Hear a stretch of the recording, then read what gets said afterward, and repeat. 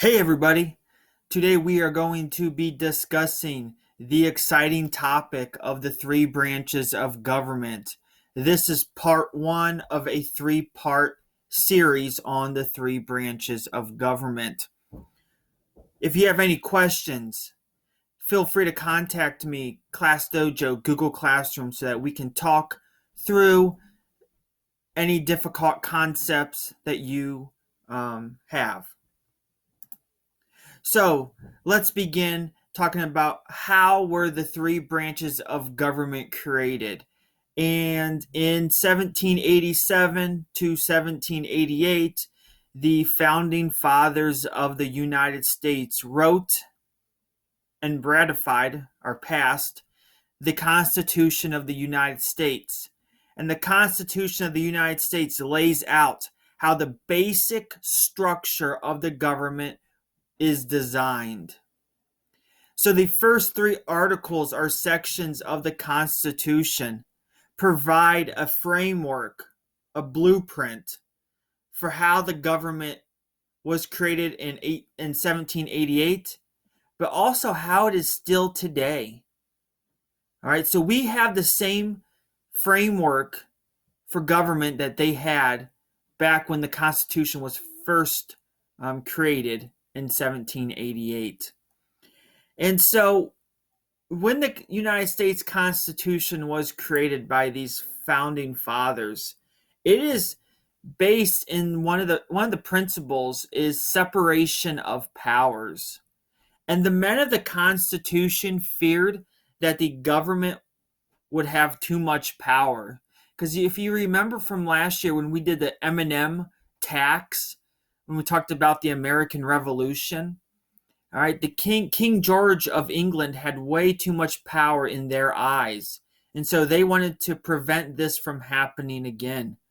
So the principle of separation of power is that there is a distribution or a sharing of the powers of the federal government across three branches with separate responsibilities for each of them. So every time you see federal, it means for the whole country, a national government. That's what federal means. So the idea of separation of power is this branch gets some powers, this branch gets some powers, and this branch gets some powers. So not one branch has all the powers, so they kind of share it among the three branches. And so the three branches of the federal or national government is the legislative branch, which we're going to talk about today and you read about yesterday, the executive branch, and the judicial branch of government. So the Article 1 or Section 1 of the Constitution talks about the legislative branch. And so who is in the branch? It is called Congress. And we'll talk more about who makes up Congress in a moment. But so the legislative branch is Congress. So what do they do in the federal government? Their main power is to create laws. Their main responsibility is to make the laws for the whole United States. An easy way to remember this is legislate means to make or enact laws. So you see legislative, legislate, to create laws. That's their main responsibility, their main power. And so how is it organized? So we have Congress, all right, and Congress is bicameral. It's a bicameral legislator. Let me just explain this real quick. It's bicameral means two houses. So there's two sections of Congress that make the laws. There is a House of Representatives and there is a Senate. And so the House of Representatives has 435 members. And each state gets a certain amount of members based on their population. So states like Alaska, Rhode Island, Wyoming, Hawaii, they have one or two representatives, where California and Texas and Florida are 20, 30, 40, 50 representatives. The Senate has 100 members. And how that's determined is each state has 2 representatives in the Senate. Okay, so how is Congress organized? It's got 2 houses. It's bicameral, 2 houses. The House of Representatives, 435 members based on state population. The higher the population, the more members you have. And then you have the Senate, 100 members. Each state has 2. Now, the Senate is seen as the more senior house, the more experienced house.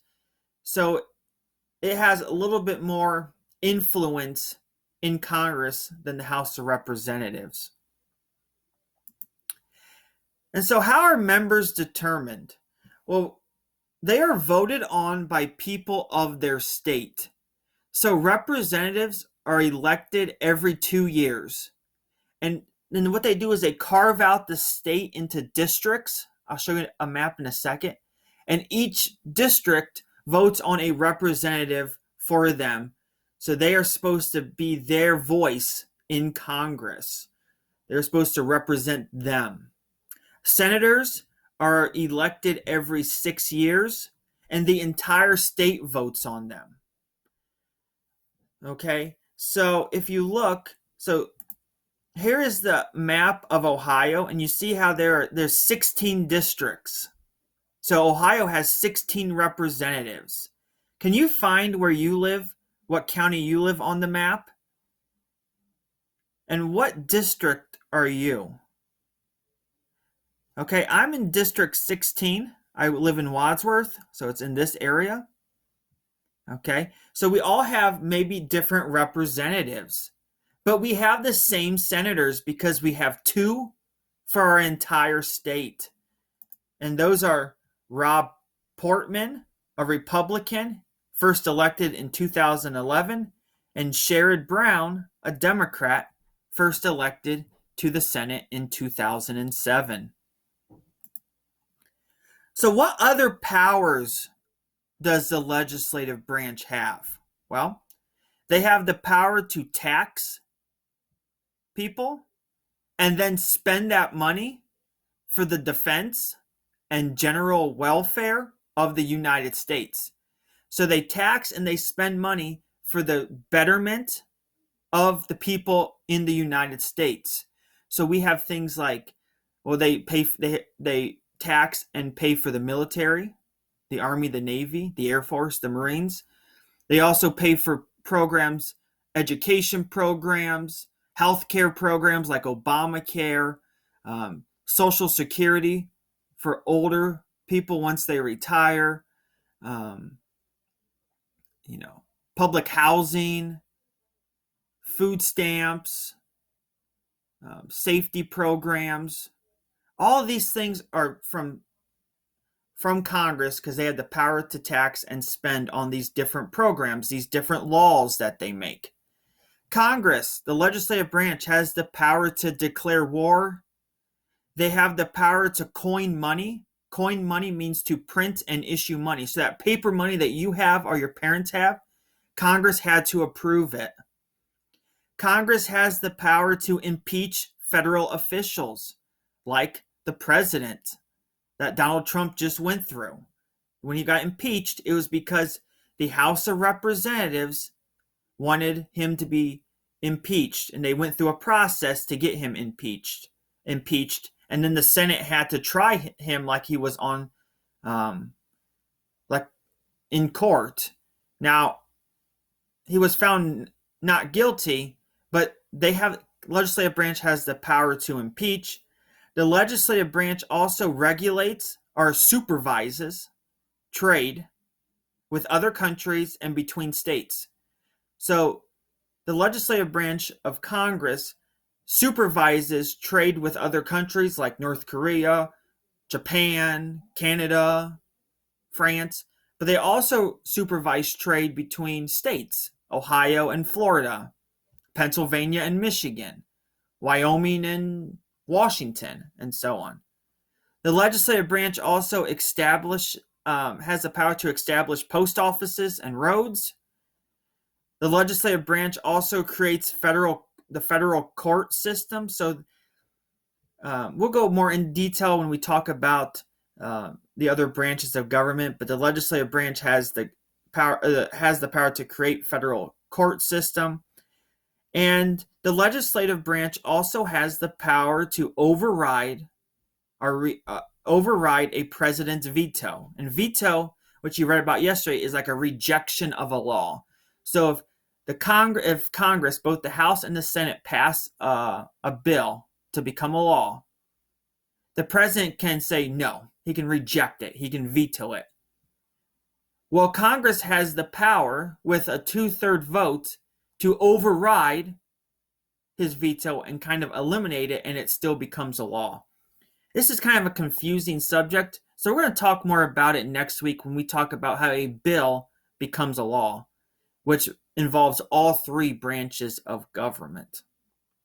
But the focus of the powers is the power to tax and spend money, to declare war, to coin money, to impeach federal officials, to regulate or supervise trade, to establish post offices and roads, and to create a federal court system, and then to override a president's veto, which again we'll talk about more next week. And where do they meet? They meet at the Capitol building in Washington, D.C. And when we went to D.C. on the D.C. trip last year, we got to stand at the fence and kind of look up and how massive the building is. Because if you think, not only do the members of Congress, the 535 members meet, but all their teams meet. So there are thousands of people at the Capitol building each day to help in the process of making laws. Okay, that is just a brief overview of the legislative branch. Let me know if you have any questions. Now you can use this information to complete the legislative branch column in your notes on the three branches of government. Only do the legislative branch column of your notes.